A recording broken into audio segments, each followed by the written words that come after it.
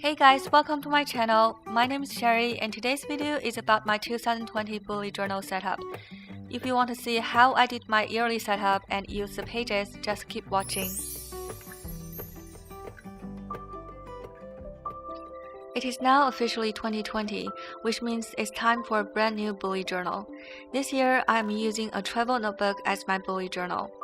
The main reason is that I want to separate my yearly and monthly planning from my daily journaling and have the flexibility to set up a dedicated journal for each area of my life if I want to. I will talk more about how I use my travel journal system in future videos, but as for today, let's talk about the 2020 yearly setup, shall we? For the first page, I'm setting up the theme for 2020. This year, I'm using a starry night theme. I've always loved the look and the feeling of a shimmering blue night sky and glittering stars, hoping that we are not alone in the universe. Besides the theme, I've put more thoughts into my bullet journal setup this year. I want to create a system that not only can help organize my thoughts and daily life, but can also let me build new habits that work long-term and help me achieve more. Moving to the next page, I have my year at a glance setup. I know that I can always check my phone or laptop for dates, but I really enjoy the process of looking up a date in a physical calendar while journaling. So I want to incorporate a yearly calendar on this page. I want to keep this page very clean and minimalist, so I decided to use calendar stamps instead of drawing the yearly calendar myself. This is my first time using a stamp on my bullet journal. The whole process is a lot of fun and, to be honest, quite addictive. I probably will start my stamp collection and utilize them more in my future bullet journal setups.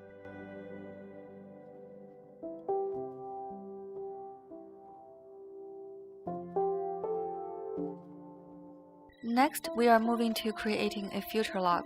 I normally put birthdays, appointments, anniversaries, and holidays in this section so that I don't forget about these upcoming bigger events and can get ready for them beforehand. Instead of drawing the calendar for each month, which can get quite repetitive and exhausting, I print the calendars on this piece of beautiful paper that I found in an art supply store. As you can see, I am now pasting all of the calendars on the navy blue background so that the numbers can stand out.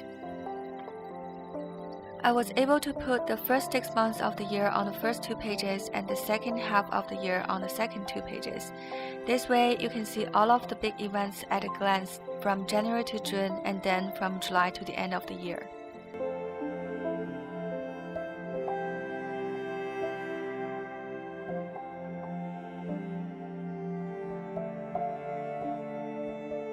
Okay, up next is my goal planning page. For this section, I want to incorporate a picture of myself. And as you can see, my little printer is doing a pretty good job here. I got this printer as a gift from my best friend a year ago and have been using it quite often ever since. My favorite thing about this printer is that you can print your photos directly on sticky backed paper, so any photo that comes out of this printer is automatically a sticker.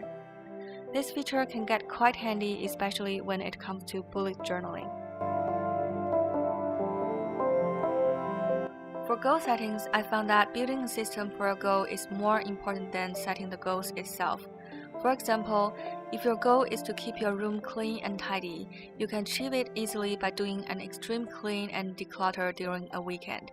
But if you're still keeping your messy habits, piles of clutter will appear in front of you again and again. With that being said, I will have my major goals listed on the left side of the page and write out what kind of habits I want to develop to achieve these goals on the right side of the page.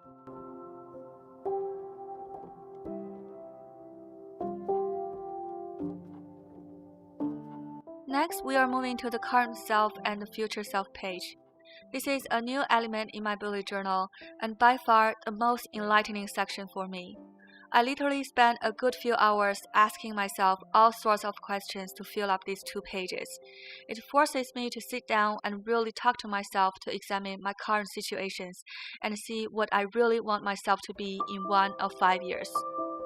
Here are some example questions that I asked myself. They're kind of critical, but I hope that these questions can help you to know yourself better and discover what you truly want in 2020 as well. Okay, here they are. For the current self section, I would ask myself, how are you today and why? What is bothering you and can you change it? How do you want to make that change? What is the first thing you can do to start that change? It can be a small step, but you know you're starting to take control of your life, and that is an amazing feeling. For the future self section, I would ask myself, what do you want to be in 1 or 5 years, and why? What value would that newer identity bring to your life? Just write down everything that inspires you and something that you are excited to wake up to every morning. The key thing here is to be aware of your thoughts and emotions and start to take control. Next, we are going to make the 2020 in Pictures page. I am actually very excited about this section. I plan to print out one highlight moment from each month and put them on this page. For the past few years, most of my pictures are stored electronically either on my phone or my camera.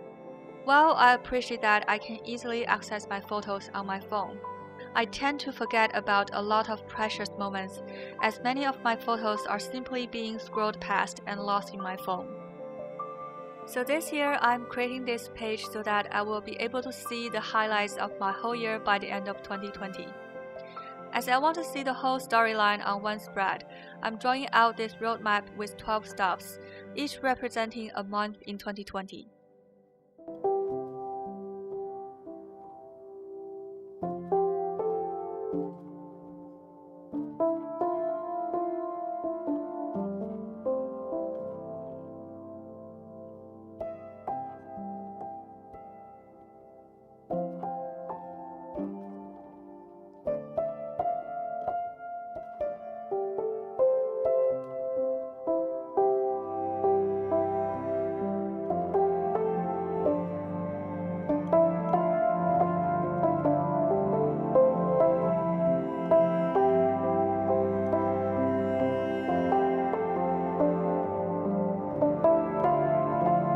We are moving on to creating the vision board.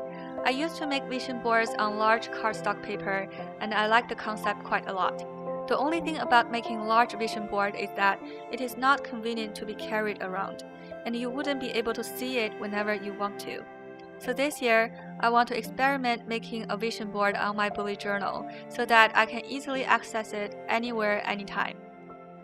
In addition to these inspiring pictures, I also found a cute envelope from my stationery box and want to use it to store some of my newly found pictures and useful quotes throughout the year.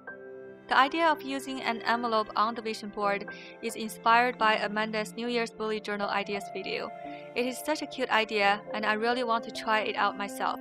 So far, I've been loving this new element in my bullet journal. Next, we are moving on to my last spread, which is the planning page for my YouTube videos. This page is pretty self-explanatory. I want to set up this page to help myself plan out different video topics based on the theme of each month. I'm dividing each of the 2 pages into 6 sections. This way, I was able to fit all 12 months into one spread and can easily see all of my scheduled video topics throughout the whole year.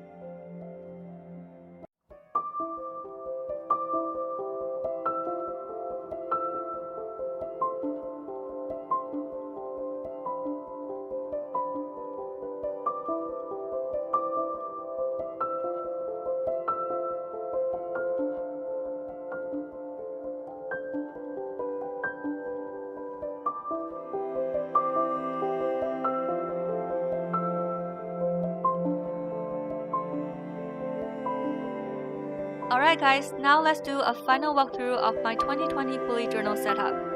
Here are all the spreads I created and I really like how they turned out. I hope this can provide some sort of inspiration for your own New Year setup as well. Please let me know which element you like the most down below in the comment section. I cannot wait to see how your New Year spreads turn out.